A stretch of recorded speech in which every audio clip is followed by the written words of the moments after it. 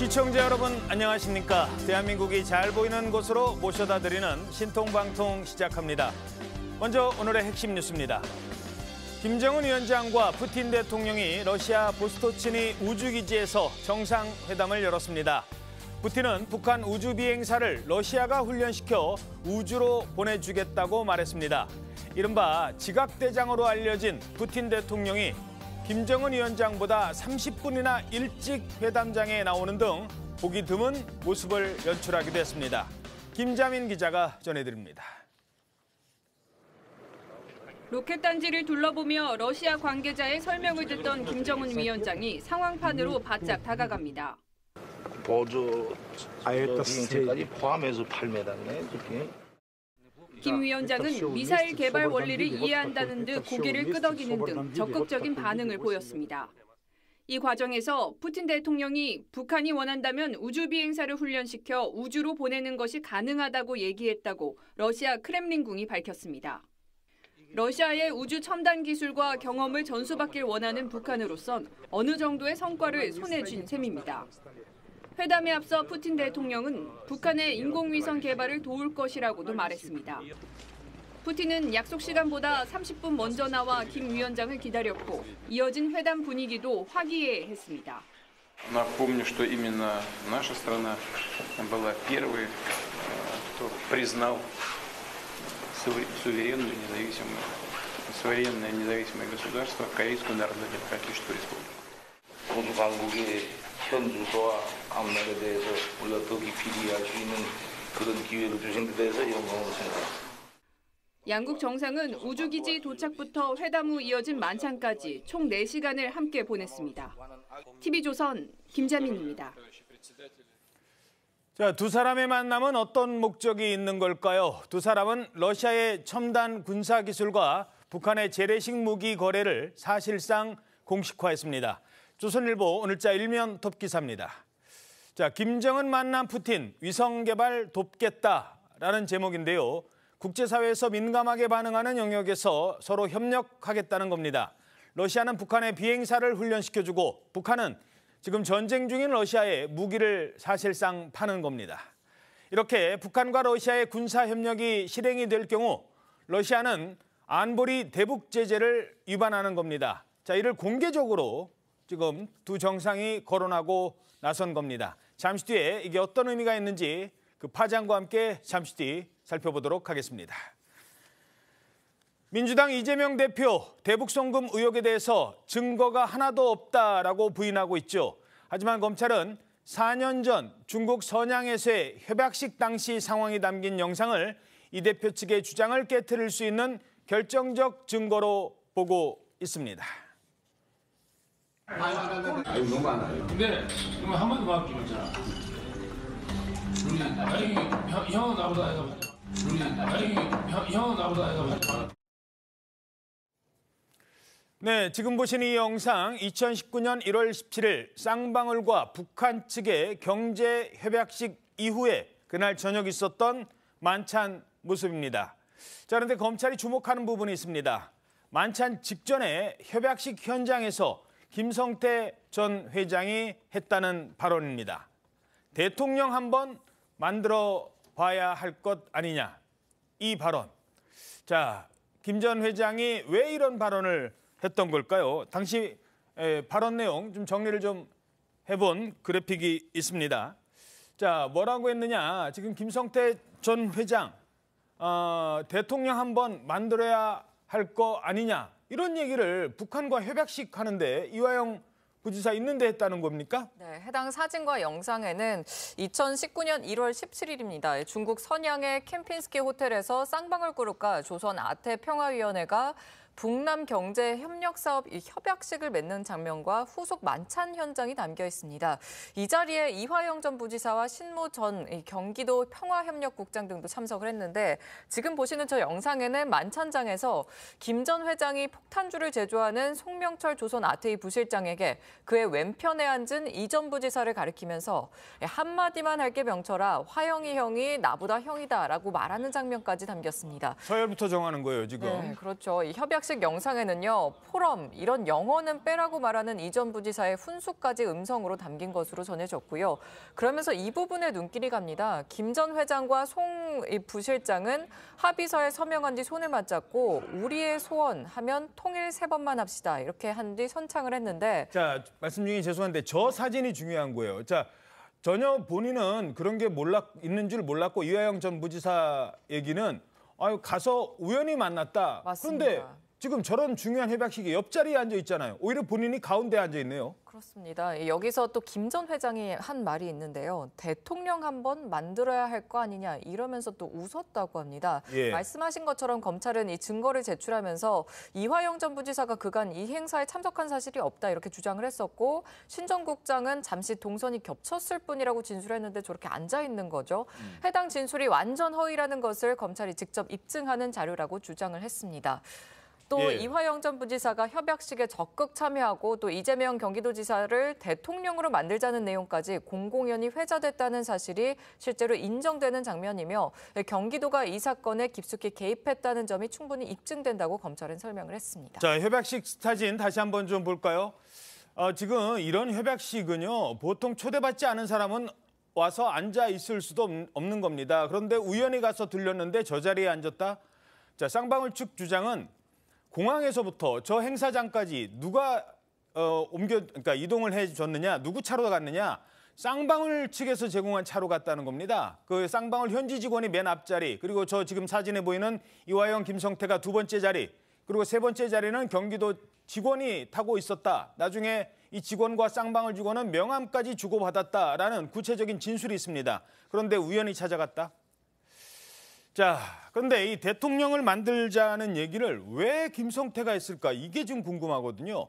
북한 인사와 이화영 있는 자리에서 왜 이런 말을 했을까요? 그러니까 전날에 저 자리가 왜 만들어졌는지 그 동기를 이제 검찰이 주목하는 그런 부분이에요. 앞서 이제 김성태 전 회장은 뭐 이후에는 태도가 바뀌었지만은 저 자리는 그러니까 쌍방울의 사업적인 목적으로 만들어진 것이다. 그러니까 쌍방울의 대북 사업을 진작하는 차원에서 이제 저 자리가 만들어졌다라고 얘기를 했고 직접 이제 이재명 당시 지사라든지 이화영 부지사랑 관련이 없다고 했다가 이제 좀 태도를 바꿨었죠. 예. 이화영 지사의 요청으로 이제 저 자리가 만들어졌다라고 했고 그랬는데 지금 이화영 부지사 같은 경우에 지금 뭐 일단은 잠정적으로는 이제 이재명 대표한테 보고를 안 했다라고 진술이 정리되긴 했지만은 어쨌든 간에 지금 잠시나마 이제 이 사실이 보고됐다라고 얘기를 했고 그랬거든요. 지금 기소된 부분은 단순히 이제 북한의 돈을 불법으로 송금했다 이거지만은 이제 지금 검찰이 추가로 들여다보고 이재명 대표에 대해서 구속영장을 청구할 부분은 저 돈을 왜 보냈느냐. 그러니까 지금 지사이던 시절에 이재명 당시 지사의 어떤 그 정치적인 행보를 위해서 대통령 만들자라는 얘기가 지금 나왔잖아요. 그러니까 일단은 단순히 경기지사에 머무르지 않고 저렇게 대북 사업까지 성공시키는 그런 정도의 스케일의 사람이다. 저런 그 대북 사업의 업적을 쌓기 위해서 저 자리가 만들어졌다라는 것을 저 영상이 입증한다라는 차원에서 제출된 증거입니다. 예, 물론 이런 상황은 지금 이화영과 김성태의 관계, 김성태가 어느 정도까지 경기도 대북 사업에 개입을 했느냐라는 거를 알 수 있는 대목입니다만 이재명 대표는 저거는 이화영 전 부지사가 했지 내가 한 건 아니다. 난 몰랐다. 난 클릭만 했다. 지금 이렇게 얘기하고 있습니다. 이재명 대표, 김성태 전 회장에 대해서도 얘기를 했는데요. 바로 생면부지, 얼굴도 모르는 노상강도, 조폭이다. 이렇게 얘기했습니다. 제가 검사에게도 질문했지만 북한에 방문해서 사진 한 장 찍어보겠다고 생면부지 얼굴도 모르는 이 조폭 불법 사채업자 출신의 부패 기업가한테 100억이나 되는 거금을 북한에 대신 내주라고 하는 그런 중대 범죄를 저지를 만큼 제가 어리석지 않습니다. 이화영 씨의 그 어떤 소개가 있었음에도 불구하고 만남을 그냥 거부를 했고 한 번도 거기에 대해서는 접촉을 시도가 없었고 거기를 상대할 사람이 아니라고 판단을 했기 때문에 어떤 홍보를 효과를 누리려고 접근하는 것도 배척을 했다는 것이고 여러 가지 접근을 허락을 아예 안 했던 것 같습니다. 예, 상대할 사람이 아니었다라고 지금 변호사는 얘기를 하는데, 그런데 김성태 전 회장은 나는 후원금도 줬고, 그리고 비서실장을 대신 보내서, 물론 그분은 이제 고인이 되셨습니다만 비서실장 대신 보내서 그 장례식장에 가서 인사도 했잖아요. 네, 말씀하신 것처럼 두 사례로 좀 나눠볼 수 있을 것 같은데, 먼저 조문과 후원금입니다. 먼저 2019년과 2020년 김성태 전 회장과 이재명 대표가 각각 모친상을 당했을 때 서로의 측근들이 쌍방 조문을 한 사실, 이것도 확인이 됐고요. 쌍방울그룹 전 비서실장 A씨는 지난 30일 증인으로 출석을 해서 2019년 5월 당시 김성태 회장의 모친상에 당시 초대 비서실장이었던 전모 씨가 조문을 왔다고 진술했습니다. 예. A씨에 따르면 김 회장과 전 씨는 초면이었고 전 씨는 경기도를 대표해서 온 것으로 알고 있다면서 김 회장의 지시로 내가 안내를 받았고 전 씨가 휴대전화 번호를 알려줘서 입력을 했다고 말을 했습니다. A씨는 또 전 씨가 화환을 전달하거나 조의금을 냈는지 기억나지 않는다고 했는데, 검찰의 증인신문 내용과 변호인의 설명에 따르면 당시 이화영 부지사와 비서실장은 조의금을 냈고 이재명 지사 명의로 낸 조의금은 없었던 것으로 파악이 됐습니다. 말씀하신 이 후원금에 대한 정황, 이것도 나왔는데요. 예. 쌍방울 대북송금 재판에선 지난 대선 민주당 경선 당시 이재명 후보 캠프에 1억 5천만 원을 쪼개기 후원했다는 김성태 전 회장의 새로운 진술 나왔죠. 예. 이 대표 측으로부터 고맙다는 말도 들었다고 증언을 했는데, 김 전 회장은 이재명 대표와 2차례 통화를 했고 스마트팜 사업 비용 500만 달러와 이 대표 방북비 300만 달러를 대납하기로 약속을 했을 때였다고도 자세히 증언을 했습니다. 김 전 회장은 이 대표도 알고 있는지 확인하기 위한 암시적인 통화였다고 증언을 했습니다. 예. 자, 김정혁 위원장님, 뭐 정치를 이제 막 시작을 하셨으니까 아직 뭐 후원금을 공식적으로 받으신 적은 없으실 거고, 이제 선거에 이제 출마를 하시면 보통 대선이나 이럴 때 막 1,000만 원씩 한도에 다 차서 보내준 사람이 있으면, 와, 이게 누가 이렇게 나를 후원해 주지? 적어도 이 사람이 누군지는 좀 파악하지 않을까요? 어떻게 보십니까? 아니, 이게 한도에 차서 보낸 것도 아니잖아요. 원래 개인은 500만 원 이상은 할 수가 없고, 그다음에 기업이나 이런 쪽은 아예 그 명의로 법인으로는 할 수가 없는 걸로 저는 알고 있어요. 그러니까 500만 원인가를 했는데 그거를 뭐 쪼개기로 해서 더 많이 줘야 되는데 여러 사람의 다른 이름으로 이제 후원을 해준 거잖아요. 근데 그거에 대해서는 이재명 대표 측에서도 반박을 못 해요. 왜냐하면 그거는 뭐 거기 당사자들한테 확인해 보면 금방 나올 거 아닙니까? 예. 그러니까 그거는 덮어놓고 있는데, 지금 저는 조금 전에 이제 우리가 공개된 1월 달에 공개됐던 캠핑스키 호텔에서 있었던 그 화면이 결정적인 증거가 될 거라고 생각을 해요. 그동안에 뭐 전혀 이재명 대표는 상관이 없었다라고 하는 것들을 뒤집는 결정적인 증거라고 생각을 하는데, 그 화면을 보면서 이게 그냥 차라리 웃음이 나오는 게, 송명철 조선 아태위 부실장하고 그 사람한테 뭐라고 그럽니까? 명철아, 이렇게 부릅니다. 명철아, 나보다 형이 더, 화영이 형이 더 형이야. 아니, 도대체 그동안에 얼마나 많이 만나서 얼마나 많은 대화가 있었길래 형이라고 부릅니까? 남자들끼리 술 먹다가 형이라고 부를 수도 있어요. 근데 그 사람 북한 사람이에요. 그리고 거기다 대고, 야, 화영이 형이 더 형이야라고 얘기했는데, 이화영 씨는 그 자리에 우연히 갔다. 우연히 갔는데 그렇게 술을 돌리면서 형이 나보다 더 형이야, 이렇게 얘기를 해. 거기다가 이화영 씨 뭐라고 그럽니까? 포럼 이런 단어 빼, 영어 단어 빼. 포럼은 버스라는 말과 마찬가지로 이미 일반화된 그런 단어예요. 포럼을 빼? 그럼 러시아 말로 쓸까요, 그거를? 도대체 그 얘기를 왜 하는지도 저는 이해가 잘 안 돼요. 그다음에 세 번째로 대통령 한번 만들어 오자, 이렇게 얘기하잖아요.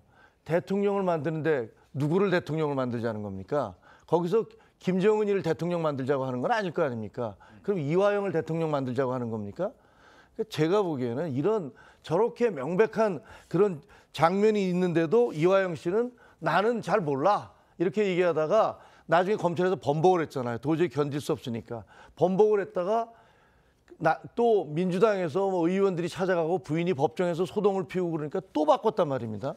그때 이재명 대표는 나는 이번에는 이화영을 몰라, 이렇게 얘기하는 거예요. 이화영은 나는 김성태 몰라, 이렇게 얘기하다가 그 이재명 대표는 나는 이화영과 관계없어, 걔가 한 거야, 이런 식으로 얘기하기 때문에 저런 부분들은 누가 봐도 상식적으로 보면 저게 말이 돼? 그리고 저 화면 공개되고 나서 국민들이 굉장히 붕괴하실 것 같아요. 뭐 북한의 아태이 부위원장하고 형 동생 하면서 화영이 형이 더 형이야? 저게 뭡니까? 예, 어떻게 보셨습니까? 뭐 여러 가지를 막 설명을 해주셨는데요.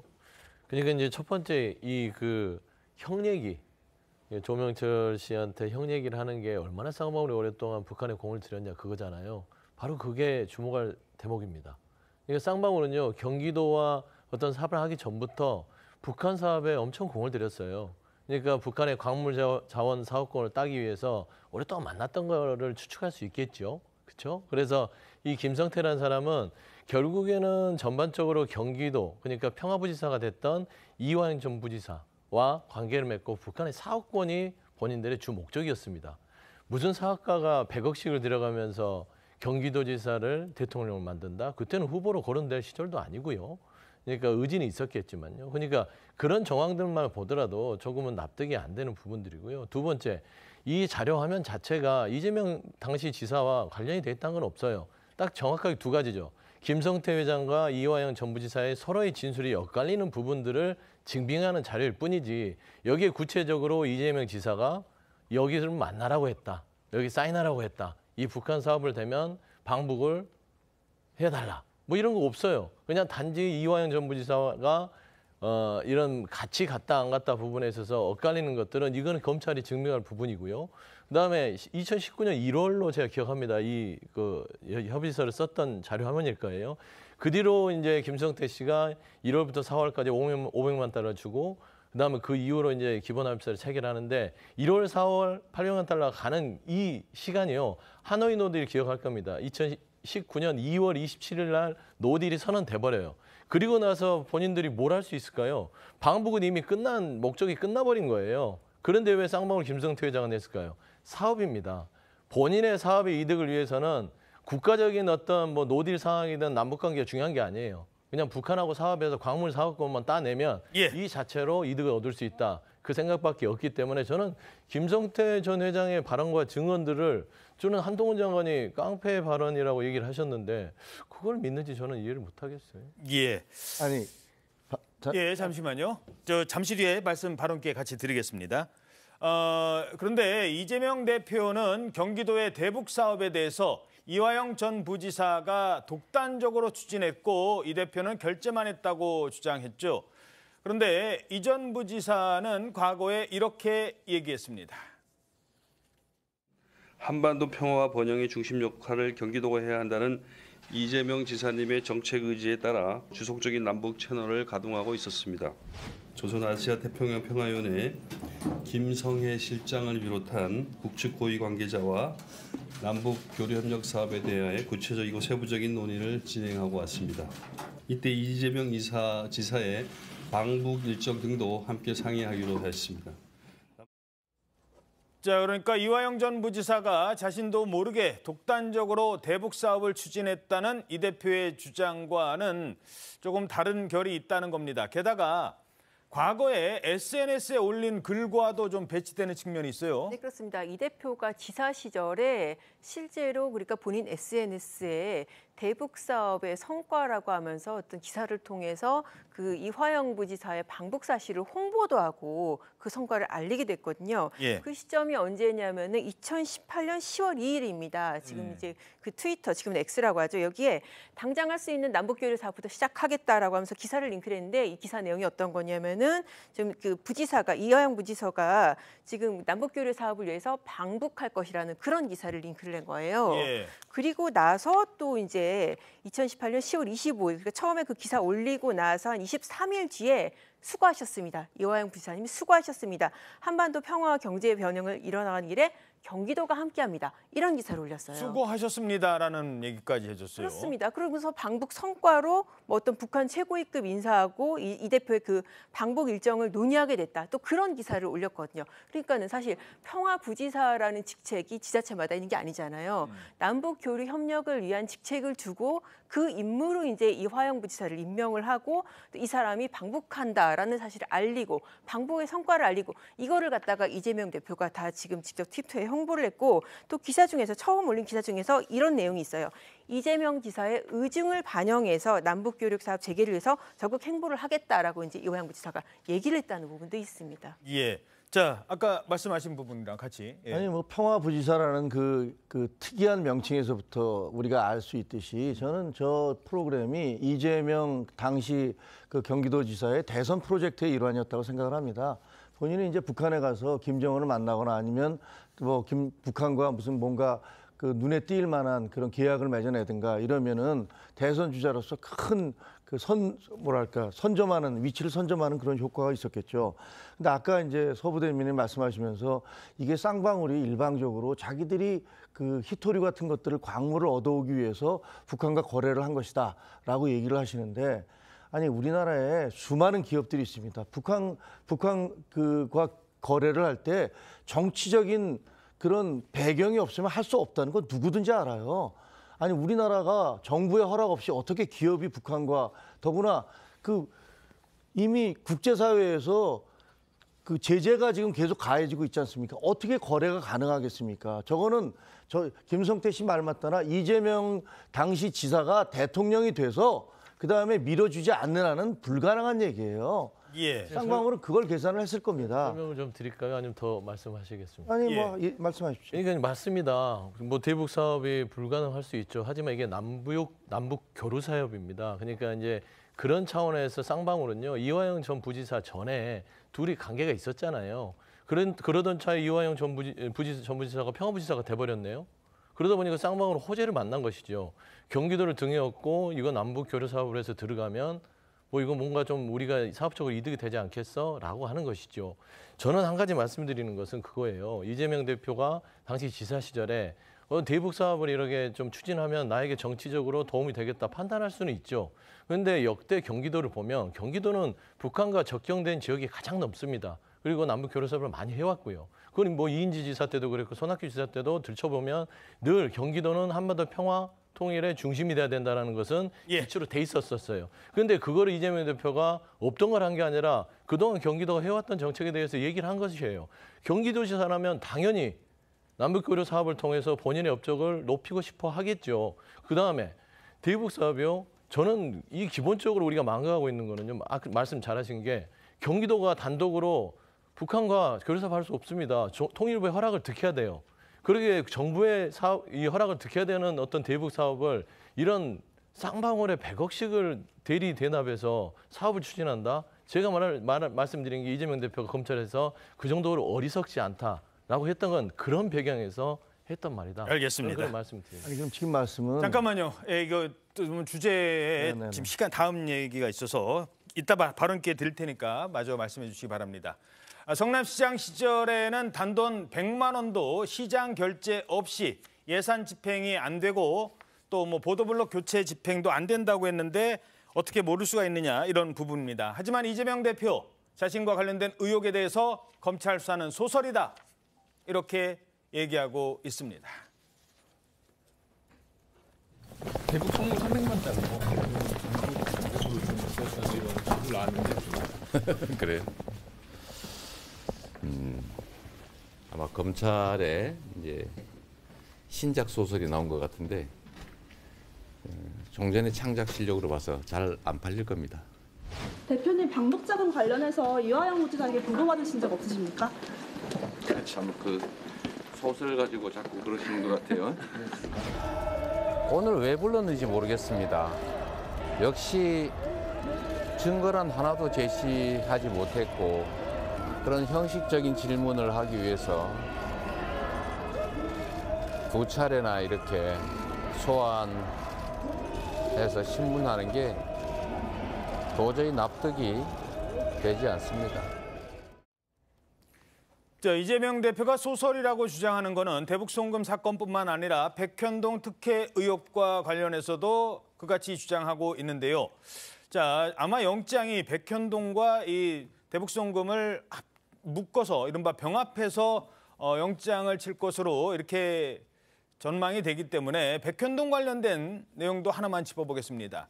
이런 얘기가 있었대요. 그러니까 나는 김인섭 씨는 잘 모른다라고 했는데 인섭이 좀 챙겨라. 인섭이를 좀 챙겨라. 이런 지시를 했다는 건데 이걸 누가 지시한 거예요? 네, 바로 지난 2014년 당시 성남시 정책실장이었던 정진상 씨의 지시였습니다. 백현동 아파트 개발 특혜 사건 재판에서 당시 성남시 도시계획팀장으로 백현동 사업을 담당했던 A 씨가 출석을 해서 어제 증언을 한 건데요. A 씨는 성남시가 백현동 개발 사업에 특혜를 주는 과정에 정진상 씨의 개입이 있었다는 취지로 얘기를 하면서 당시 정진상 실장이 백현동 인허가 담당 공무원에게 직접 전화를 했어요. 민간업자의 요구를 들어달라는 취지로 이야기를 했고 그에 따라 사업이 민간업자에게 좀 유리하게 흘러갔다는 진술을 했습니다. 어제 재판에서 검찰은 A 씨에게 정진상 씨가 술자리에 불러서 인섭이 형이 백현동 개발 사업을 하려고 하는데 A 팀장이 잘 챙겨줘야 한다고 말한 적이 있냐 이렇게 물었거든요. 예. A 씨는 바로 그렇다고 답을 했습니다. 이어 A 씨는 정 씨가 한 말에 대해서 거스를 수 없는 지시로 받아들여졌고 이를 따르지 않으면 불이익이 따를 수 있겠다고 생각을 했다고 했습니다. 당시 A 씨는 성남시에서 팀장으로 승진하면서 이례적으로 부서를 옮기지 않고 도시계획과에서 계속 근무를 했는데 이에 대해서는 백현동 사업 관련해서 김인서 씨를 밀어주기 위해 자기를 좀 팀장에 앉힐 것 같다고 생각을 했다고 설명을 했습니다. 예, 알겠습니다. 자, 어찌됐든 이 사건과 대북송금을 같이 묶어서 영장을 청구할 것으로 보입니다. 검찰 수사와 관련해서 조금 전에 들어온 소식이 하나 있습니다. 지금 이른바 김만배발 허위 인터뷰 가짜뉴스 의혹을 수사하고 있는 검찰이 조금 전에 뉴스타파 그리고 JTBC를 압수수색했다는 소식이 막 들어왔습니다. 아마 이 시각 현재 압수수색이 진행 중인 것 같은데요. 이 의혹을 처음에 대선 3일 전에 보도를 했던 뉴스타파 그 보도 내용 중에는 김만배 씨가 분명히 커피 타준 사람은 윤석열이 아니다. 다른 직원이 타줬다라는 얘기를 했는데 그 부분이 녹취록에 있음에도 불구하고 그거를 삭제하고 의도적이었는지 뭐 어땠는지는 모르겠습니다만 그 부분은 빼고 보도를 한 JTBC, 죄송합니다. 뉴스타파. 그리고 이것을 바로 이어서 보도한 여러 언론사 중에 현재 JTBC를 압수수색하고 있다. 검찰 수사가 상당히 속도를 내고 있는데 아마 이 부분에 대해서 언론사 압수수색이기 때문에 정치권에서 논란이 좀 클 것 같습니다. 잠시 뒤에 이 속보와 함께 이 김만배 씨 가짜 인터뷰 소식은 전해드리도록 하겠습니다. 자, 지금 국회 본청 앞에서 천막 단식을 이어오던 이재명 대표는 당 대표실에 있습니다. 민주당 이재명 대표가 어제부터는 당 대표실에서 단식을 하고 있습니다. 민주당 내 최대 모임 더 미래 그리고 초선 모임 더 민초 소속 의원들도 단식장을 찾았습니다. 통상 10일에서 14일을 넘기면 의학적으로 불가역적인 손상이 온다는 것을 감안하면 단식 한계에 온 것으로 판단됩니다. 몸 상할까 제일 걱정입니다. 국민들이 걱정이 너무 많습니다. 너무 기운이 없어 보여서 걱정입니다. 아직 제대로합니다. 포토라인에서 실었을 때 뒷모습을 보고 깜짝 놀랐습니다. 뒷모습 보면요. 다리가 거의 지금 젓가락입니다. 진짜. 그래서 더 이상 이제는 정말 이렇게 하시면 안 될 것 같아요. 앉아 계시는 것도 좀 힘드실 것 같은데. 잠깐 지금 앉아있는 중. 잠깐. 네, 오늘로 벌써 단식 보름째입니다. 2주가 넘어서니까 저렇게 걱정하시는 분들이 많아요. 그런데 단식을 먼저 경험했던 국민의힘의 김성태 전 의원 이렇게 평가를 했다고 합니다. 반쪽짜리 단식. 이건 어떤 내용입니까? 네, 김성태 전 의원이 한 라디오 프로그램에 나와서 한 얘기입니다. 김 전 의원이 단식 농성에 나섰을 때 모습 저희도 사실 여러 번 좀 보여드렸었는데 김 전 의원은 그 당시를 설명하면서 아예 밖에서 24시간 노숙 단식을 하다 보니 7, 8일째 되는 날에는 공황장애 증세까지 있었다 이렇게 말을 했었습니다. 예. 김 전 의원은 이재명 대표의 단식을 조롱하거나 희화하는 말을 절대로 해서는 안 된다고 전제를 하면서도 이 대표의 단식은 24시간 노숙이 아닌 이 반 노숙이기 때문에 때문에 앞으로도 약 일주일 정도는 더 지속할 수도 있겠다고 내다봤습니다. 그러면서 완전한 노숙 단식이라면 밤잠도 제대로 못 잔다면서 밤에 단식하면서 12시간 안정된 숙면과 안정을 취할 수 있는 여건 속에서 단식을 하는 것은 반밖에 인정이 안 된다고 말한 겁니다. 하지만 반밖에 인정이 안 된다고 말을 하면서도 우리는 집권당이니 국정 운영에 무한한 책임이 있다면서 국민의힘 지도부 입장에서 이 대표가 생명이 위독해지고 극한 상황이 아니더라도 정치의 도리는 일정 부분 해야 한다고 말을 하기도 했습니다. 자, 정치의 도리는 해야 된다. 자, 일단 두 가지예요. 하나는 지금 절반이라고 했는데 지금 그 천막에서의 단식도 이제는 당 대표실로 했고 그리고 어느 정도 정치의 도리는 해야 된다. 그래도 누군가는 좀 찾아가 봐야 되는 것 아니냐 이런 의견도 단식을 해본 사람 입장에서는 내놓은 것 같습니다. 어떻게 평가하십니까? 저는 뭐 김성태 의원 전 의원님의 말씀에 뭐 많은 부분 공감을 합니다. 그리고 이재명 대표께서 빨리 단식을 멈추고 건강을 되찾으시기를 바랍니다. 왜냐하면 뭐 건강을 되찾아야지 그래야 본인이 말씀하시는 뭐 대국민 항쟁을 하든 싸움도 하실 수 있을 것이고 혹은 본인이 혹시 어떤 책임지실 일을 하신 게 있다면 피의 사실이 여러 가지가 있으니까 거기에 대한 책임을 지기 위해서라도 건강을 되찾으셔야 될 거라고 저는 생각을 합니다. 근데 이 야당 대표의 단식을 희화하거나 뭐 조롱하는 거는 저는 옳지 않다고 생각을 해요. 근데 그렇게 된 이유 자체도 사실은 이재명 대표께서도 약간의 규책 사유는 있으세요. 본인이 그 단식을 하면서 여기 뭐 유튜브로 생방송을 찍거나 그다음에 영화 관람을 하고 그다음에 뭐 그 임명장 수여를 하고 시위 현장에도 참석을 하시고 거기다가 또 뭐 그 이거 정청래 의원이 처음에 쓴 표현입니다만 출퇴근 단식이라는 뭐 장소를 옮겨가면서 하시고 이러다 보니까 많은 사람들이 야 저게 진짜 단식 맞아? 뭐 다른 데 가서 뭐 좀 먹고 있는 거 아니야? 이런 의혹을 샀던 것도 사실이거든요. 예, 그래서 그런 부분들 조롱과 어떤 의혹을 제외 희화하는 것은 옳지 않지만 저는 개인적으로 하여튼 빨리 단식을 멈추시고 그 건강을 되찾으셔서 정상적인 어떤 뭐랄까 싸움을 하든 책임을 지든 그런 자세를 보여주셨으면 좋겠습니다. 알겠습니다. 자, 그런데 이 단식 장소를 옮기기 전에 이재명 대표를 찾아간 사람이 있어요. 그리고 거기까지 가서 눈물을 보인 사람이 있습니다. 그런데 뭐야? 왜 저기서 눈물을 하면서 논란이 되는 사람이 있어요. 바로 박지원 전 비대위원장입니다.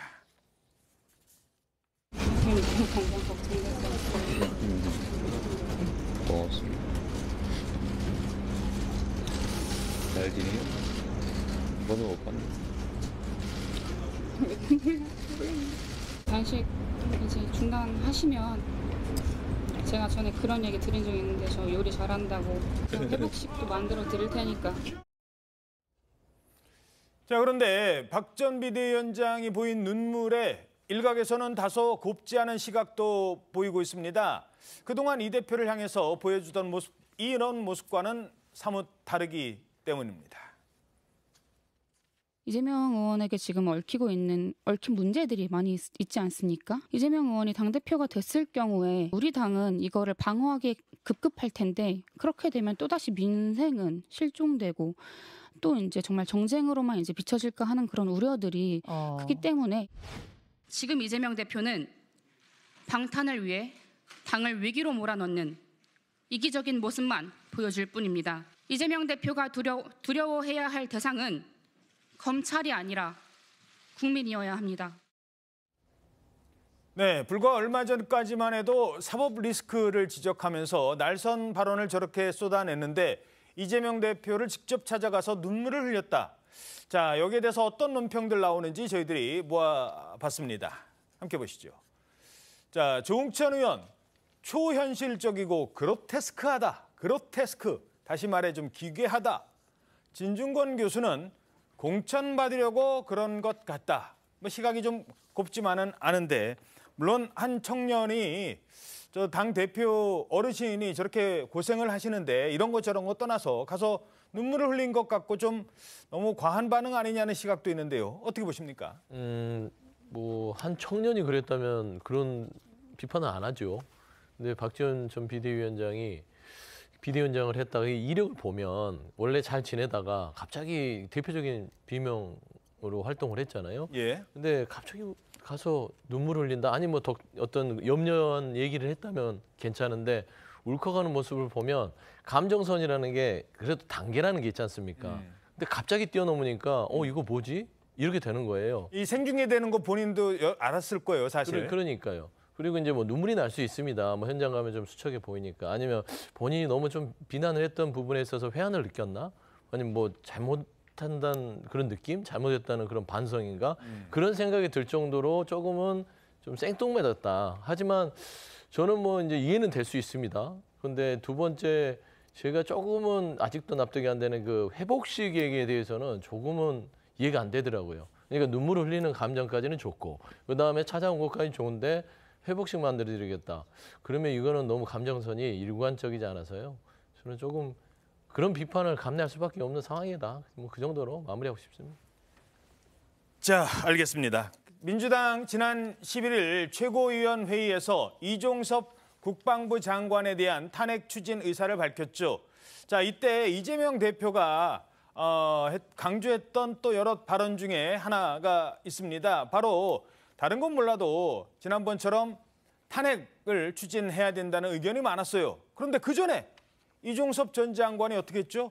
사의를 표했습니다. 자, 이러면서 같은 날 이재명 대표가 입장문을 통해 공식화했던 탄핵 소추 카드가 이렇게 되면은 사실상 물 건너가는 상황이 됐습니다. 자, 이러자 이재명 대표가 아주 강하게 저렇게 불만을 토로했대요. 민주당 원내 지도부를 향한 겁니다. 이종섭 장관 탄핵을 신속하게 추진 안 한 이유가 뭔지 좀 알고 싶소. 왜 빨리 탄핵 추진 안 해서 타이밍을 놓친 겁니까? 탄핵안을 빨리 안 내서 타이밍 놓친 것 아닙니까? 나는 지금 단식하고 있는데 원내 지도부 뭐 하는 거예요? 자, 이런 반응을 지금 보인 것으로 알려지고 있습니다. 이건 뭐 민주당에서 좀 먼저 어떤 상황일까요? 일단은 이제 당대표의 입장은 지금 최상병 수사 개입 사건이 엄중하다고 생각을 했고요. 언론으로 특검을 발의한 상황이기 때문에 이런 상황에서 당대표는 가장 책임을 져야 될 국방부 장관에 대해서 해임 건의안, 그다음에 탄핵까지 가자 이런 의견을 했는데 원내에서는 원내 지도부에서는 이게 또 원내에서 그 당 대표가 얘기했다고 해서 그걸 그대로 또 수용할 수는 없는 거잖아요. 그래서 당내 의원들의 의견을 물었습니다. 그런데 의원들 안에서 이게 탄핵이라는 부분들을 조금 더 신중하게 접근하는 게 좋지 않겠냐라는 의견들이 있어서 조금 지체된 부분이 있어요. 그래서 그런 부분에 당 대표로서는 좀 답답할 수는 있으시나 전체적으로 원내 지도부가 이걸 회피하기 위해서 한 건 아니기 때문에요. 일단 그 정도 선에서 좀 당내 여러 가지 탄핵에 대한 또 부정적 의견에 있는 의원들의 입장을 고려했다. 뭐 그 정도로 가름하고 싶습니다. 이재명 대표가 국방장관에 대해서 탄핵을 언급한 것은 정치인으로서 절대 해서는 안 되는 발언을 하신 거라고 생각을 합니다. 지금 저희가 그 독재자 김정은과 그 세계의 독재자 푸틴 간의 어떤 그 회담을 보고 있지 않습니까? 그러면서 거기서 우크라이나 자기들이 침략한 전쟁에 대한 우크라이나에 대한 재래식 무기를 전달해주고 반대편에서는 위성 기술을 전달해준다. 뭐 이런 식의 어떤 마크 거래를 하고 있는 현장을 보고 있는데요. 우리나라 국방부 장관을 탄핵을 시켜서 6개월 동안 최소한 6개월이 될 정도로 국방부를 마비를 시켜놓다는 그 저의가 뭡니까? 지난번에 이상민 행안부 장관 탄핵을 시켜서 6개월 동안 행안부 마비시켰는데 문재인 정부에서 임명된 진보 판사들이 다수를 차지하고 있는 헌법재판소에서 만장일치로 기각을 했습니다. 그게 말도 안 되는 주장이라는 얘기죠. 근데 이제는 그것도 모자라서 국방부 장관에 대해서 탄핵을 하겠다? 그래서 국방부를 6개월 동안 마비를 시키겠다? 그게 도대체 무슨 얘기인지를 모르겠어요. 만약에 이게 무슨 해임 건의안이라든가 이런 주장은 할 수도 있어요.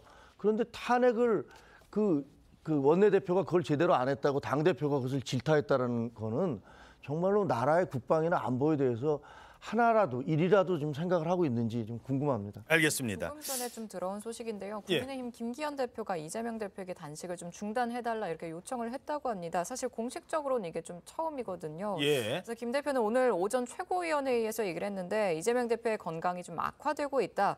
어제 이 대표를 검진한 의료진들도 단식을 좀 중단하는 것이 좋겠다 이렇게 조언을 했다고 하고 이유 여하를 막론하고 이 대표께서는 건강을 해치는 단식을 좀 중단해 주시기를 정중히 요청을 한다고 좀 이렇게 전해왔습니다. 그래서 실제로 중단 요청에 이어서 국민의힘이 단식 농성 중인 이 대표를 방문할지 여기도 좀 주목이 되고 있습니다. 자, 그동안 국민의힘은 이재명 대표의 단식에 대해서 공식적인 반응 자체를 내놓지 않았습니다. 태영호 의원이 항의하러 한번 찾아가는 게 다였고요.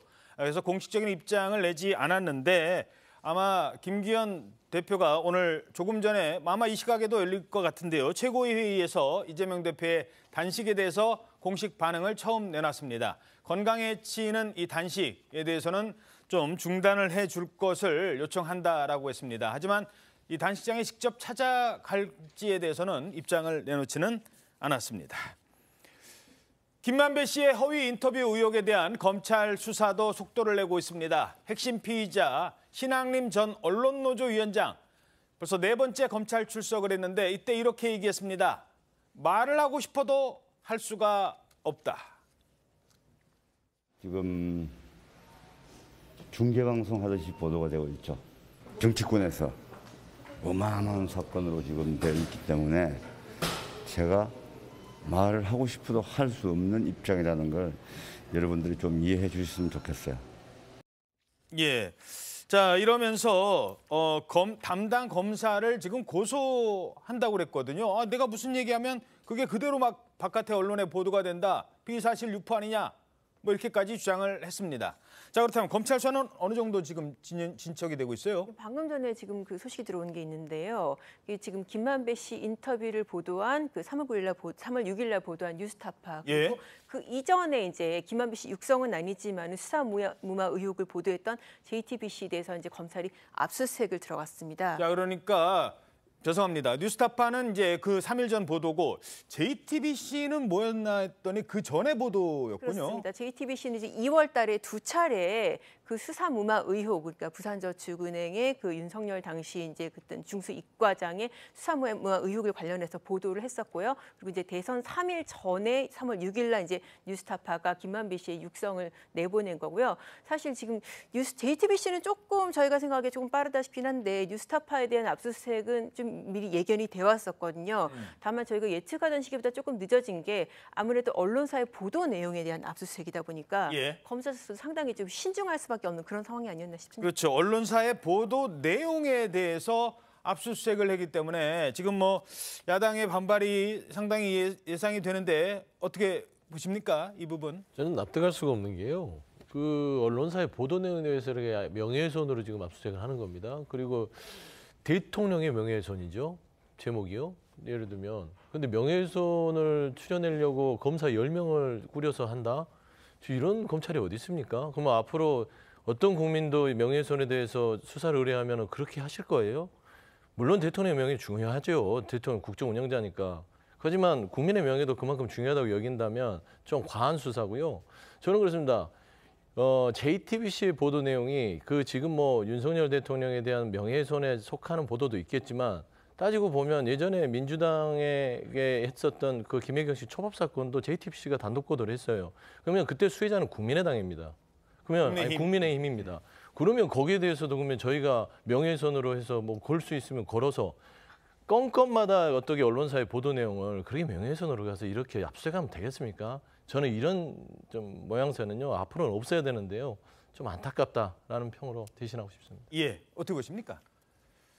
사실 저는 뭐 언급하기가 좀 곤란한 JTBC에 또 근무를 하셨기 때문에 저는 뭐 중앙일보 편집국장을 했고 JTBC 계열사 대표를 했기 때문에 물론 저 사태가 벌어진 건 저는 그 전에 회사를 떠났습니다. 그러니까 뭐 제가 내용을 전혀 알고 있지 못하기 때문에 뭐라고 말씀드리기 뭐한데 근데 저는 이게 그냥 명예훼손 사건이 아니라 이것은 대선 결과를 조작하기 위한 어떤 그런 의도적인 그 의도가 있지 않았는가 그런 거에 대해서 의심하고 있는 게 아닌가 일종의 범죄 행위라고 생각하는 게 아닌가 마치 2002년도에 그 의인 민주당이 그렇게 떠받들었던 의인 김대엽이 나타나서 갑자기 병풍이라는 거 이회창 총재 장남의 병역 기록을 말소시켰다라는 식의 그런 거짓 폭로를 해서 그 선거 결과에 큰 파장을 일으켰듯이 그와 비슷한 사태가 아닌가 이런 생각이 들고요. 그다음에 지난번 트럼프 얼마 전에 있었던 트럼프 대선 있잖아요. 그때 그 폭스뉴스가 트럼프 대선 그 기계가 조작이 됐다 이런 주장을 했어요. 그게 얼마 배상이 내렸는지 아십니까? 1조 원입니다. 1조 원. 1조 원의 배상 판결을 받았어요. 그래서 결국은 판결 직전에 둘이 화해해서 그 갚기로 했는데 그럴 정도로 어마무시한 사건이었다. 그렇게 생각이 듭니다. 자, 지금 이 시각 현재 뉴스타파의 검사와 수사관들이 갔는데 지금 현재 상황은요. 뉴스타파 기자들 그리고 관계자들이 진입을 막고 있다고 합니다. 서로 대치를 하고 있다고 하는데 이어지는 뉴스 등을 통해서 오늘 압수수색 상황 정치권에 또 쟁점이 될 것 같습니다만 이 소식 전해드리도록 하겠습니다. 자, 그런데 수사잖아요. 일단 1억 6,500만 원이라는 돈이 주고받았고 또 가짜 뉴스가 대선 3일 전에 보도가 된 건 사실이지 않습니까? 왜 이랬는지는 좀 따져봐야 될 것 같습니다. 검찰 수사를 내용을 봤더니 주목하는 게 있어요. 그 주목하고 있는 점이 바로 하나의 부고 기사입니다. 어떤 부고 기사였느냐? 날짜를 주목하시기 바랍니다. 바로 김만배 씨의 부친상이 부고가 떴습니다. 근데 이 한 매체의 법조팀 팀장이니까 김만배 씨의 이름과 뭐 관련 그 병원이라든가 이런 전화번호는 나와 있겠죠. 그런데 이게 언제 떴느냐? 2016년에요. 2016년 김만배랑 신앙림 씨가 언제 만났죠? 5년 지나서 만납니다. 와, 5년 전에 부친상 당했어? 지금 이러고 찾아간 거예요? 도대체 뭐예요, 이게? 네, 그렇습니다. 이게 사실 5년 전에 부고를 보고 부친상을 찾아갔던 건 당연히 아니고요. 지금 얼마 전에 그 뉴스타파가 녹취록 전문을 공개하지 않았습니까? 거기에 보면 이제 그런 내용이 있어요. 두 사람이 이제 15년 만에 만났다. 그리고 이제 이 신앙림 씨가 김만배 씨를 수소문해서 찾아간 것이다라고 하면서 이 찾게 된 단서가 부고 보고 갔어. 라고 할 때 저 부고인 거예요. 나는 부고 보고 찾아간 거다. 네, 그렇습니다. 그러니까 김만배 씨가 어디서 뭐 하고 있는지 신앙림 씨 입장에서는 옛날에 같이 근무했던 언론사 후배긴 하지만 모르기 때문에 뭐 인터넷에 소문을 했더니 저 부고가 떠 있더라라는 거예요. 근데 부고에는 보통 일반적으로 병원 연락처만 떠 있는데 저 부고에는 핸드폰 연락처가 적혀 있지 않습니까? 그래서 이제 그것을 보고 김만배 씨를 찾아서 연락했다 이제 그런 설명입니다. 자, 그런데 이 만나기 전에 직전에 어떤 상황이었죠? 김만배는 9월 14일 휴대폰을 그것도 본인이 안 하고 다른 사람한테 부탁해서 망치로 아예 부숴버렸습니다. 인증샷까지 찍어서 보내달라고 그랬어요. 그러자 이 두 사람을 향해서 이런 같은 질문이 쏟아집니다. 어떻게 만났습니까? 대체 언제 어떻게 알고 만났습니까? 하지만 두 사람은 침묵을 선택합니다. 그 김만배 씨 핸드폰이 14일 날 기준으로 다른 핸드폰으로 바뀌었다는 걸 알고 계셨어요? 그러니까 14일 날 연락하실 때 부곡을 보고 연락처 확인하신 거는 여전히 마찬가지 입장이신가요? 핸드폰 부순 날짜랑 연락한 날짜가 같은 날짜로 되어 있는데 그때 통화를 했다는 상식적으로 이해가 안 되잖아요. 자, 휴대전화를 부수면 전화가 되나요? 9월 14일 날 휴대전화를 분명히 폐기했는데 그리고 번호를 바꿨을 텐데 이게 좀 이해가 안 되긴 해요. 네, 그렇습니다. 사실 두 사람이 만나서 인터뷰를 한 게 2021년 9월 15일. 그런데 전날 김만배 씨가 휴대폰을 폐기를 했고 인증샷까지 보냈단 말이죠. 그러면은 이제 폐기된 휴대폰으로는 아까 부고를 통해서 연락처를 찾았다고 해도 폰이 부서진 상태에서는 연락을 받을 수가 없죠. 그렇죠. 그러니까 여기서 생각해 볼 수 있는 가능성이 이제 뭐 한두 가지가 있는데 폰을 부수기 전에 다른 경로를 통해서 연락을 해서 이를테면 옛날 폰으로 연락을 해서 나 지금 폰 부술 거다. 다른 번호로 연락해라 라고 해서 두 사람이 만났을 가능성이 하나 있고 또 하나는 왜 뭐 그런 서비스가 있지 않습니까? 폰이 부서지거나 바뀌더라도 이전 번호로 연락을 해도 새 폰으로 연결이 되는 또 그런 서비스도 있기 때문에 그런 가능성도 배제를 할 수 없고 아무튼 뭐 저희가 취재하기로는 검찰은 이 부분에 대해서 단정적으로 뭐 폰을 부쉈기 때문에 이게 거짓말이다라고 아직까지 확신하는 단계는 아니고 포렌식을 통해서 조금 더 들여다보는 그런 상황인 것으로 알고 있습니다. 예, 물론 뭐 분당에 그 만났다는 그쪽 뭐 어디 카페 성남에 그 카페로 와 하고 미리 약속을 정할 수는 있을 겁니다. 하지만 이 부분에 대해서 좀 석연치 않은 게 있고 글쎄요, 이 부분 어떻게 보십니까? 저는 뭐 그 대화 중에 나오잖아요. 9월 15일 대화에 보면 내가 전화 어떻게 하는지 알아? 그러니까 기다렸다는 듯이 부고 이렇게 얘기합니다. 그러니까 신랑님이 부고 보고 알았어 라고 얘기하잖아요. 근데 지금 양 기자도 얘기했지만 부고에 나온 전화번호는 이미 다 부숴버린 상태이기 때문에 전화를 할 수가 없어요. 그리고 화면에서 봤지만 김만배 씨 거기에 대해서 기자가 질문하니까 얘기 안 하고 그냥 갑니다. 신앙림 씨도 대답을 안 합니다. 그 얘기는 뭐예요? 그 거짓말이라는 얘기잖아요. 그러니까 그냥 이거는 그냥 추정에 불과합니다만 지금 저 둘 사이에 대화 있잖아요. 내가 어떻게 알았는지 알아? 부고 보고 알았어. 이거 자체가 미리 짜여진 각본대로 지금 서로 얘기한 거 아닌가? 그러니까 그 이전에 이미 서로 얘기를 다 해서 이렇게 얘기해서 내가 당신과 연락이 되게 됐다라는 것들을 짜놓은 각본대로 가는 게 아닌가라는 그런 의구심이 상당히 들거든요. 그러니까 저게 처음부터 저런 식으로 서로가 약속대로 하듯이 이렇게 짜고서 한 거였으니 그렇다면 뭐 그 나머지 내용에 대해서는 더 이상 할 얘기도 없는 거죠. 짜고 하든 어쩌든 간에 그 두 사람 간의 관계겠죠. 저도 이제 통상적으로 인터뷰를 할 때 전날 통화해서 다음날 만나는 경우는 보지는 못했던 것 같아요. 그다음에 김만배 씨나 솔직히 신앙림 그 위원장도 기자 출신인데 오랫동안 뭐 이 언론계에 인맥이 없겠습니까? 김만배 씨 연락처 찾으려면 한 서너 시간이면 찾을 수 있잖아요. 그래서 저는 그 연락이 어떻게 됐냐 안 됐냐에 어떤 집중하는 것들에 보다는 저는 왜 신앙림 씨와 김만배 씨가 이 부분에서 왜 침묵하고 있는지 저는 둘만의 어떤 말 못할 사정은 있다고 봅니다. 거기에 금전거래가 있지 않을까. 그러니까 어떤 개인적인 어떤 본인이 얘기 못하는 것들이 오랫동안 진행된 것 같은데 저는 여기서 정말 조금 뭐라고 해야 되죠? 좀 당황스러운 게 이 자체가 뭐 예를 들면 공직선거법도 아니고요. 뭐 내란 음모죄까지 갈 것도 아니면 예를 들어서 명예훼손에 대한 부분들이라면 이게 무슨 마치 이 둘의 보도에 있어서 잘못된 어떤 상황과 근거를 증명을 한다 손 치면 그 뒤에 배우가 누구겠어요? 지금 국민의힘에서 주장하는 민주당이지 않냐? 거기에 이재명 대표가 있지 않냐? 이런 목적을 가진 수사 자체가 이게 매우 잘못됐다고 저는 주장할 수밖에 없습니다. 알겠습니다. 자, 지금 오늘 이 시각 현재 벌어지고 있는 상황이기 때문에 김재하 기자가 지금 현장 상황을 계속 지켜보고 있는데 뉴스타파 아직 검찰 수사관이 지금 못 들어가고 있어요? 맞습니다. 지금 뉴스타파 저희가 오전에 좀 전해드렸는데 지금 검사와 수사관들이 찾아갔는데 문을 열어주지 않는 상태고요. 좀 입구를 좀 막으면서 직원들이 이렇게 푯말을 들고 서 있습니다. 뭐 언론 자유 수호하자, 뭐 언론 탄압하지 말라, 뭐 이런 식으로 뭐 푯말을 들고 있는데 일단은 계속해서 대화를 하고 있는 모습이고 뭐 강제 수사에는 좀 차질이 있을 것으로 보입니다. 자, 하지만 이 가짜 뉴스에 두 사람은 돈을 오고 갔다는 겁니다. 물론 뉴스타파는 이 부분에 대해서는 몰랐대요. 물론 알았겠습니까? 그리고 나중에 이 사실을 알고 아니 그렇게 제보된 오염된 제보였습니까? 하고 뉴스타파도 이 돈 받은 것에 대해서는 사과를 했습니다. 자, 1억 6,500만 원 조금 더 따져보죠. 이 책을 가치가 있다라고 했는데 그 책을 그 출판사가 그 대주주가 그냥 신앙림 씨라고 혼자 그냥 거의 독식하는 구조라고요. 네, 일반적으로 사실 저자가 인세로 받는 비율, 책 판매 수익의 좀 5에서 10% 정도죠.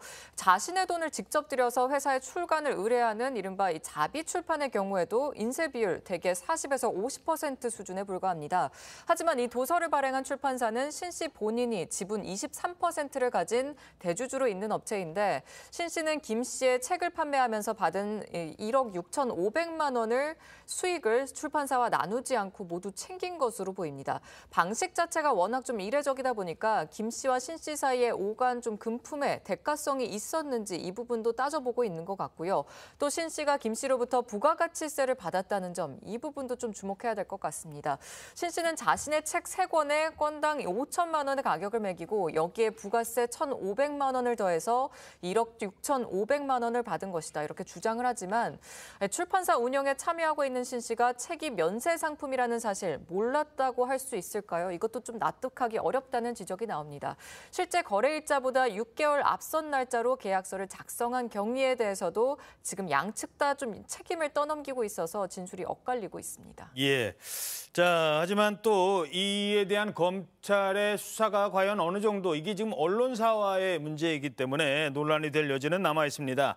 국민의힘에서는 지금 뭐 김만배 신앙림 씨뿐만 아니라 당시 지금 JTBC 그다음에 뉴스타파 압수수색 들어갔습니다만 물론 논란이 된 당사자이긴 합니다. 진행자들까지 지금 고발을 했대요. 김어준 씨, 주진우 씨, 최경영 씨 등 3명도 경찰에 고발하겠다라고 밝혔습니다. 이게 추가 고발로 이어지면 이 문제가 그냥 논란에 그치질 않고 물론 진행자의 편향성에 대해서는 저희들 화면 준비한 게 있죠. 이 편향성에 대해서는 늘 지적을 받아왔습니다. 실제로 TBS 같은 경우는 주진우 씨를 상대로 김어준 씨를 상대로 지금 손해배상까지 요구하고 나섰죠. 그런데 그 문제와는 별도로 대선 때 어떤 보도를 가지고 그 보도를 인용한 진행자들에 대해서도 추가 고발을 예고한 상황, 논란이 예상됩니다. 자, 여야는 어제 국회 법제사법위원회에서 대장동 허위 인터뷰 의혹, 고 채모 해병대 상병 사건 수사 외압 의혹을 놓고 맞붙었습니다. 그런데 그 운영 방식을 놓고 공방을 벌이다가 민주당 의원들은 이런 선택을 했다고 합니다. 바로 퇴장. 요즘에 그로테스크라는 그런 영어 단어가 많이 유행하던데요. 이 기괴한 모습을 보십시오. 여기 의사진행 발언하십시오. 의사진행 발언에 전제 사실이 있습니다. 좀 들어보세요. 그것도 못 참아요? 김도우 대한민국 기관장들은 그로테스크가 뭐예요? 하는 겁니다. 그로테스크가 뭐예요? 수사를 그렇게 했냐고 할 말 안 하는 말 가리가면서 해야지. 문제 제기를 하는 겁니다. 김도우 위원장. 금도를 넘어도 보통 넘은 게 아니에요. 그리고 땡땡땡땡 내가 했던 발언도 아니고 내가 당에서 우리 의총에서 했던 발언을 법사위원장이라는 사람이 동료 의원의 질의를 면박을 준다? 그게 김도우 위원장의 깜냥이요? 그렇지. 그렇게 법치주의를 흔들고 싶어요. 그러다가 다 불타 죽습니다. 흔들고 싶어요? 죽어요. 아시겠어? 사과 안 할 거예요. 정신 차리시라고. 사과 안 할. 네. 자, 이런 가운데 윤석열 대통령이 장관 3명을 교체하는 중폭 개각 단행했습니다. 개각 내용부터 정리를 해보겠습니다. 자, 3명이 인선이 발표가 됐어요. 네, 신임 국방부 장관 후보에 삼성 장군 출신의 신원식 국민의힘 의원이 지명이 됐고요. 35년간 군에서 수도방위사령관과 합참차장 등을 지냈고 국회 국방위원회 간사를 맡고 있습니다. 유인촌 문체부 장관 지명자는 연기자 출신이죠. 이명박 정부 시절 3년간 문체부 장관을 지냈고 지난 7월 윤석열 대통령 문화체육특별보좌관으로 발탁이 됐습니다. 대통령실은 유 후보자에 대해서 문화예술 현장에 대한 이해와 또 식견뿐 아니라 과거 장관직으로 수행으로 좀 정책 역량도 갖췄다면서 배경을 설명했습니다. 마지막으로 김행 여가부 장관 지명자는 박근혜 정부 대변인을 지냈습니다. 대통령실은 김행 후보자에 대해서 언론과 정당 또 공공기관 등에서 여러 경험을 바탕으로 뛰어난 소통 능력을 겸비했다고 설명했습니다. 자, 하지만 언론의 평가는 엇갈리고 있습니다. 대체로 전투형 스타일로 알려지고 있는데 오늘자 조선일보 1면 보시겠습니다. 자, 조선일보의 평가입니다. 윤 대통령 3차 개각, 실전형 인사로 교체, 업무 추진력을 중요시하는 윤 대통령의 의중이 반영된 인사라는 평가입니다. 반면에 오늘자 경향신문 1면도 함께 보시겠습니다.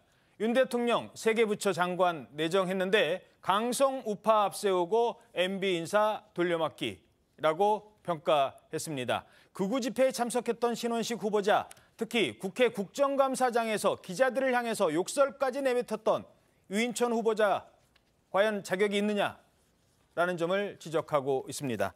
논평 바로 듣죠. 민주당 어떻게 평가하시겠습니까? 네. 일단 이번 중폭 개각을 보면서 MB 정부 시즌2가 시작됐다라고 오인할 만큼 그런 인사들을 했습니다. 유인천 문화체육부 장관 후보자를 보면 뭐 이명박 정부 시절에 있었고요. 뭐 전체적으로 보면 뭐 이동관 방통위원장부터 시작해서 뭐 김은혜 정보수석 뭐 많잖아요. 김대기 실장부터 다 MB 시절에 뭔가 같이 일을 했던 분들을 지금 등용을 하고 있는데요. 참 그래서 이 모든 자체가 왜 그렇게 부러우셨나? 이명박 전 대통령 부러웠던 것 같아요. 윤석열 대통령. 그래서 그 참모들을 가져다 쓰는데 과연 재탕3탕을 해서 윤석열 정부의 새로운 국정 운영의 어떤 시너지를 낼 수 있을지에 대해서는 의문이 크고요. 무엇보다 조금 우려스러운 거는 싸우명, 투사형 뭐 이런 국무위원을 요구하는데 지금 싸울 때입니까? 국민들 힘들어 죽겠는데 저는 왜 그러신지 모르겠고요. 이념 전쟁을 위해서 국무위원들을 이런 실전형으로 배치한다는 자체도 개각에 좀 그렇고 가장 우려스러운 거 앞서 말씀드렸지만 인용 보도를 한 뭐 언론사 보도 내용에 대해서 압수수색을 하고 지금 뭐 앵커들까지 뭐 고발 조치하는 이런 상황. 이건 언론 장악, 언론 탄압인데요. 이동관 저기 방통위원장도 예전에 블랙리스트에 어떤 그런 거론됐던 부분이 있고요. 언론장악에. 유인촌 문체부 장관 후보자 자체도 당시에 블랙리스트, 본인 부인은 하지만요. 당시 문화체육계 인사들을 블랙리스트 부분들이 있어요. 특히나 문체부는 신문법에 대해서 지금 소관을 하고 있기 때문에 이런 두 가지 양축에서 언론장악에 본격적인 신호탄을 쏘는 게 아닌가라는 측면에서는 여러 가지로 이 개각 자체가 통합이 아닌 또 한 번의 또 정쟁과 투쟁, 그다음 이념 전쟁으로 가는 새로운 신호탄을 하는 어떤 개각이라고 봐서는 저는 윤석열 대통령의 이번 개각은 낙제점이다라고 평가하고 싶습니다. 예. 그 뭐 새롭고 참신한 인물을 끄집어내서 앉히면 제일 좋겠죠. 근데 항상 뭐 인사가 나면 왜 저런 사람을 앉히냐고 계속 공격이 들어오는데 그건 사실 저희가 야당이었을 때도 그랬어요. 그렇기 때문에 야당의 어떤 일정 정도의 비판 자체를 뭐라고 하고 싶은 생각은 없습니다. 근데 이번 인사를 보면 이 개각 자체가 이 청문회가 상당히 논란이 되고 있잖아요. 여야가 이렇게 첨예한 대치를 하고 있기 때문에 아마 청문회 과정에서 굉장한 어떤 잡음과 논란이 있었을 것을 우려한 측면도 있는 것 같고, 그다음에 국방부 같은 경우는 그 여러 가지 사태에 제대로 대처하지 못한 것들에 대한 일종의 어떤 문책성이 좀 있는 것 같아요. 아니라고 얘기를 하지만 문체부 같은 경우는 그 내부에서 상당히 그 갈등과 논란이 있었던 걸로 알고 있고, 여가부 같은 경우는 잼버리 사태를 통해서 그 장관의 무능, 그다음에 무대책 이런 것들이 부각이 됐기 때문에 거기에 대해서 대통령이 인사권자로서 인사를 하는 것은 뭐 정당한 그 인사권 행사라고 생각을 합니다. 근데 저는 이번 사태를 보면서 어떤 생각이 드냐면 이 민주당에서는요, 그동안에 그 이명박근혜라는 단어를 만들어내면서 마치 이명박과 박근혜 그 정부는 탄생하지 말았어야 될 정부와 같은 그런 악마화를 계속 시도했어요. 예. 그런 프레임을 만들어 놓은 다음에 따라서 그 안에서 근무했던 사람들은 전부 다 자격 미달이다. 이런 식의 얘기를 해왔던 거죠. 그래서 지금 뭐 유인촌 장관에 대해서 뭐 그런 얘기를 하고 나머지 분들에 대해서도 옛날 사람들을 이렇게 또 갖다 쓴다라고 얘기를 하지만 저는 그냥 그것이 프레임이라고 생각을 하고요. 문재인 정부 때도 DJ 노무현 당시에 있었던 수많은 사람들이 청와대와 내각으로 들어갔었다는 것들을 지적하고 싶습니다. 예, 지금 박근혜 전 대통령 얘기도 잠깐 나왔는데 어제 김기현 대표가 박근혜 전 대통령을 방문을 했죠. 사저를 방문했는데 그 이후에 어떤 얘기가 있었는지 지금 김지아 기자 어떤 얘기들이 나오고 있습니까? 네, 지금 박 전 대통령이 국민의힘 지도부와 만나는 거 이게 특별 사면 이후 처음이거든요. 예. 네, 박 전 대통령은 지난 4월 대구 사저에 칩거를 시작한 지 1년여 만에 대구 팔공산에 위치한 이 동화사를 방문하면서 대외 행보를 시작했습니다. 당시 직접 정치 일선에 나서지 않겠다 이런 뜻을 계속해서 밝혀왔었는데요. 이번 만남은 박 전 대통령이 김기현 대표의 예방 요청에 화답하면서 이뤄졌습니다. 김 대표는 취임 직후인 지난 4월 박 전 대통령을 예방하려고 했지만 당 지도부에 좀 연이은 실언 등 당내 수습에 좀 나서다 보니까 일정을 수년해왔었습니다. 예, 알겠습니다. 자, 그런데 또 다른 만남, 이 만남은 잘못된 만남인 것 같습니다. 지금 전쟁 중인 러시아는 무기가 필요하고 2번이나 우주에 발사체를 쐈지만 실패한 북한은 러시아의 기술을 그동안 몰래 빼오기도 했으니까요. 자, 그런데 이런 위험한 만남을 이어가고 있는 김정은, 푸틴의 관계입니다. 레드라인을 넘어서는 것 아니냐 이런 거래까지 나오고 있습니다. 푸틴 대통령 보란듯이 아주 이례적으로 김 위원장을 환대했습니다. 자, 당시 상황 보시겠습니다.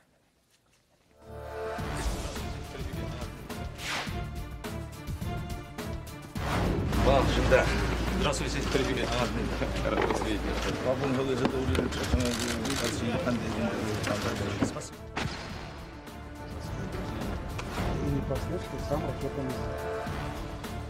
이 우주발사에서도 발사할 수 있는 제일 큰 발사 추진력이 있는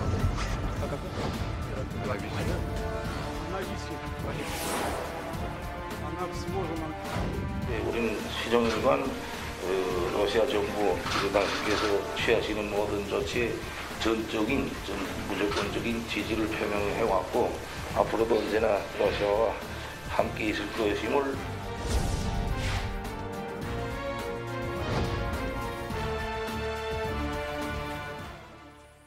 대북 제재를 아주 대놓고 위반한 겁니다. 게다가 조금 전에 들어온 소식이 있는데요.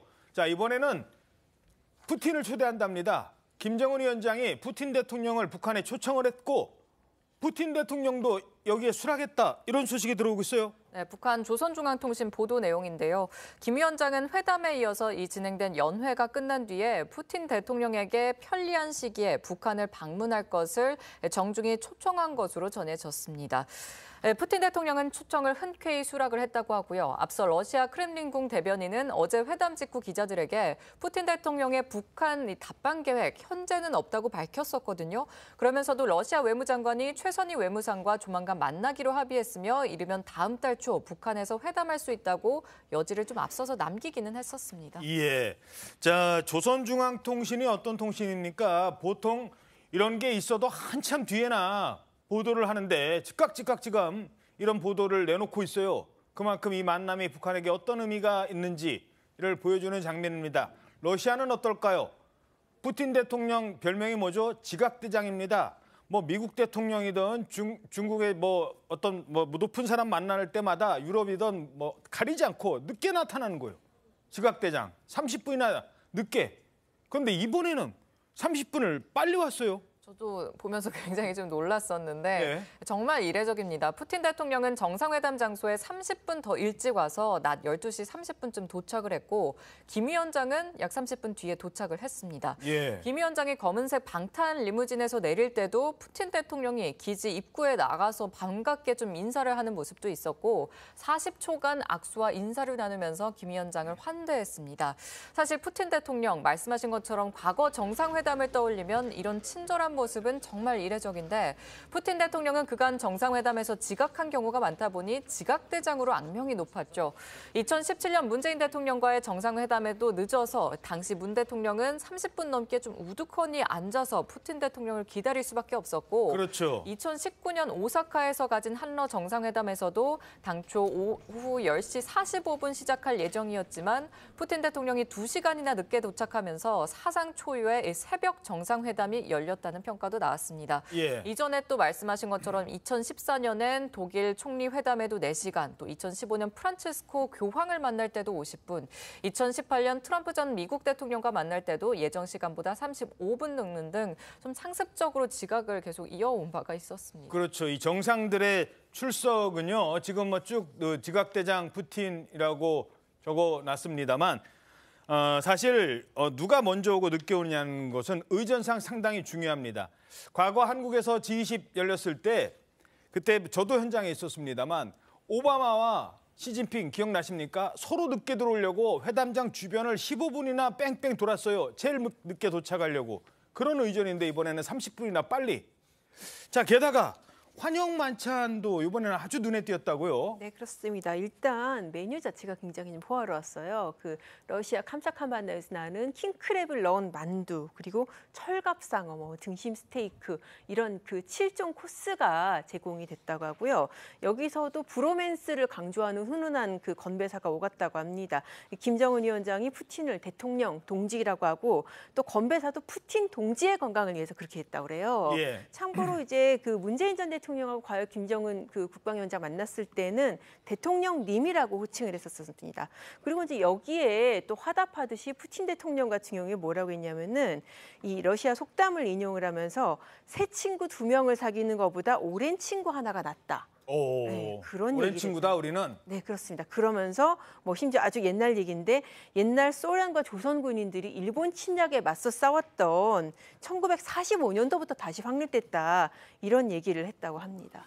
자, 결국 이게 뭐냐. 러시아는 지금 전쟁 중이기 때문에 어떻게든 북한의 재래식 무기라도 빨리 끌어다 쓰고 싶은 입장이고 또 북한은 러시아의 기술, 그 미사일, 그러니까 쉽게 말해서 위성 발사체 기술 이거 가져와야 되잖아요. 어제 막 수첩에다가 막 적고 김정은 위원장이 아주 열공 모드를 보였다고요? 네, 다소 흥분한 모습도 보이긴 했는데요. 보스토친이 기지를 방문했잖아요. 최신형 로켓 단지를 이제 둘러봤다라고 알려지고 있는데 일단 앙가라와 소유스 2를 보고 이게 이제 최대 추진력이 얼마나 되느냐, 뭐 직경이 8m가 되느냐 이런 구체적인 질문도 하면서 굉장히 흥미롭게 이렇게 살펴본 것으로 전해지고 있는데요. 특히 이제 로켓 기술을 담은 디스플레이가 있었는데 그 앞에서는 정말 다소 흥분한 듯한 그 태도를 보여서 이 장면이 또 동영상을 통해서 SNS로도 퍼지기도 했었거든요. 예. 이 로켓 발사 시설에 굉장히 관심이 많은 것이 이 영상에도 담겨 있습니다.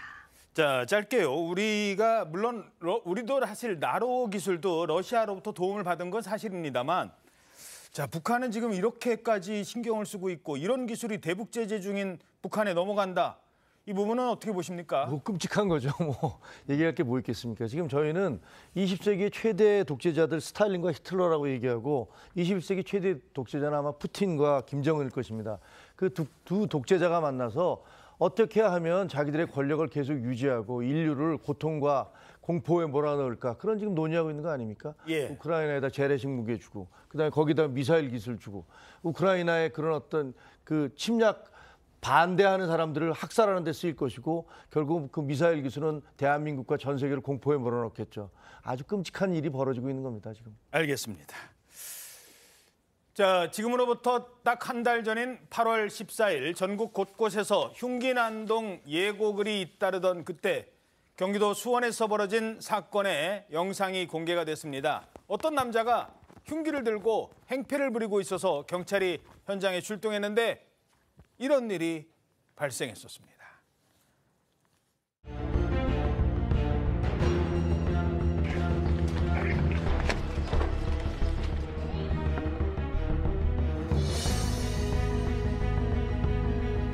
아저씨, 버리세요. 버리세요. 버리세요. 내려놓으세요. 버리세요. 버려요. 버리세요. 버려요. 놓으세요. 버려요. 버리시라고요.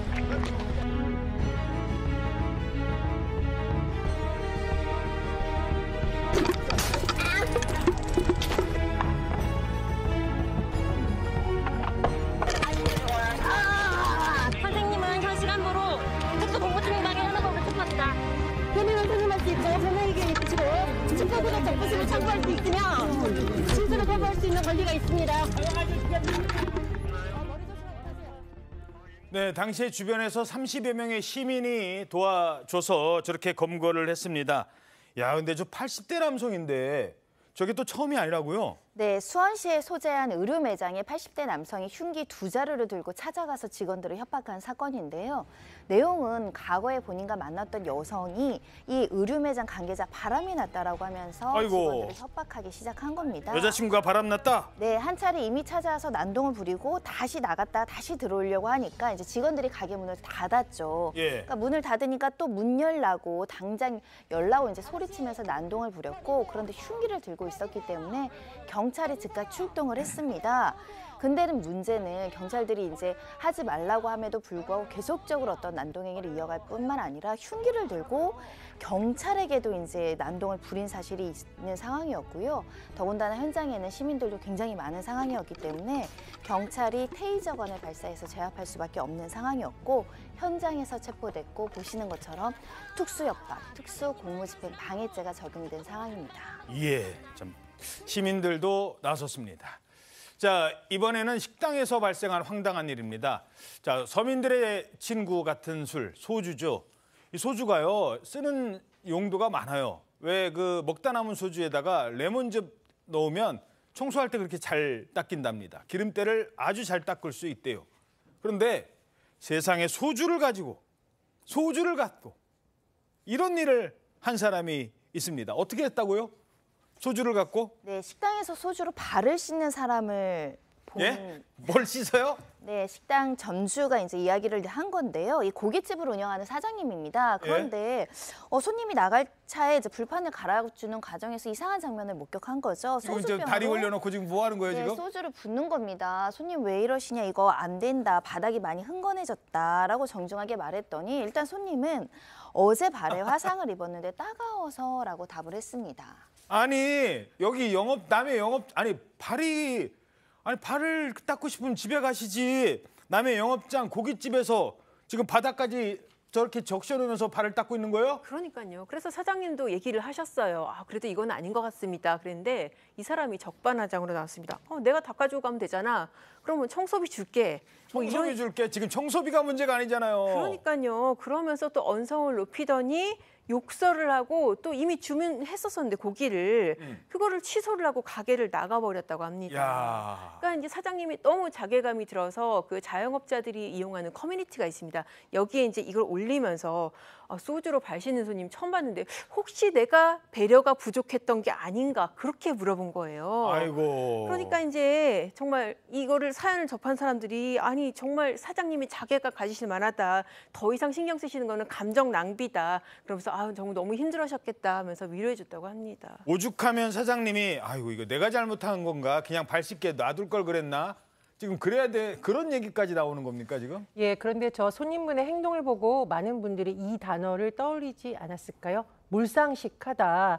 예, 이런 표현이 있습니다. 몰상식. 예, 식사는 식당에서 하시고요. 세족은 본인 집에 목욕탕에서 하시면 어떨까 이런 생각이 듭니다. 그리고 사실 저게 위생상으로도 문제가 있죠. 다른 손님분들도 식사하고 있는데 누가 갑자기 저렇게 양말 벗고 뭔가 발에다 붓고 있는 모습 보면 당연히 불쾌할 수 있고요.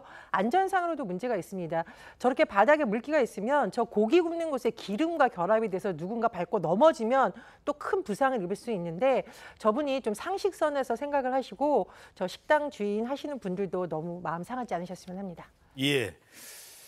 자, 최근에 SNS를 통해서 일본의 오염수 방류를 규탄했던 가수 김윤아 씨. 근데 소속사에서 입장을 내놨다고요? 네, 이렇게 입장을 밝혔습니다. 일단은 그 SNS 게시물과 관련해서 정치적인 입장을 피력한 것이 아니다. 단순히 환경오염에 대한 우려와 아쉬움을 표한 것임을 분명하게 말씀드리고 아티스트가 이제 정치와 결부돼서 논란이 되지 않기를 희망한다. 그리고 아티스트에 대한 비난 그리고 비방 이런 것들은 좀 자제해 주시길 부탁드린다라는 글을 게시를 했고요. 사실은 앞서서 이 김윤아 씨가 자신의 SNS에 며칠 전부터 나는 분노에 휩싸여 있었다. 영화적 디스토피아가 현실이 되기 시작했다. 방사능비가 그치지 않아 빛도 들지 않는 영화 속 LA 풍경. 오늘 같은 날 지옥에 대해서 생각한다. 이런 글을 게재해서 논란이 됐었습니다. 예, 이번 입장으로 논란이 좀 마무리가 됐으면 합니다. 자, 다음 소식의 주인공은요. 이 노래 아마 첫 소절만 들어도 그 노래 패티킴 하실 텐데 사실은 이게 원래 패티킴 노래가 아니에요. 원곡, 진짜 처음에 이 노래를 부른 가수의 소식입니다. 누가 이 사람을